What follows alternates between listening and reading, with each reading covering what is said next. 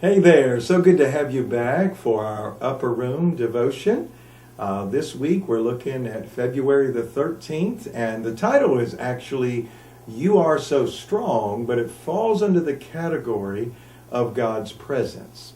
Let me read the Bible verse. It's Psalm 46 verse 1, but I would encourage you this week to read all 11 verses of that psalm. God is our refuge and strength, a very present help in trouble. You know, when I first thought of this devotion, what came to me was that song that we sang when we were children. I'm in the Lord's army. Yes, sir, I'm in the Lord's army. Something I'll have to share with the children. Then I thought about the Bible verse we would teach the kids from Philippians 3:10, where it says, I want to know the power of his resurrection.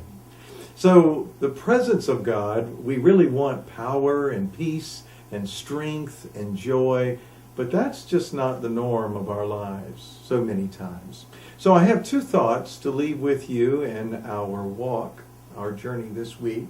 The first one is out of the book of Job, and I want to raise the question that comes from Job's study is, where are you in the Lord?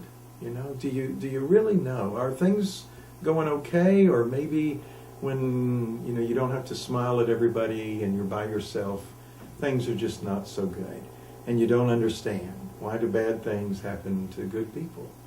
The second one that came to me in this study was from the story of the Transfiguration, and that's something we looked at the previous week. The idea of the disciples, when they came down from the mountaintop experience, the Transfiguration with Jesus, there was a boy that was hurting and nobody could help him, and the Father asked Jesus, if you can you help my son? And Jesus' response is so powerful. He said, if I can. He said, if you just believe. So that's my second thought regarding God's presence here today. We go from Job of who we are, where we are in the presence of this crazy world, to the concept of Jesus turning the question back on us, where we're saying, if you could just do something, Lord. And the Lord says, if you just believe, you can say to this mountain, be removed, and it would be gone.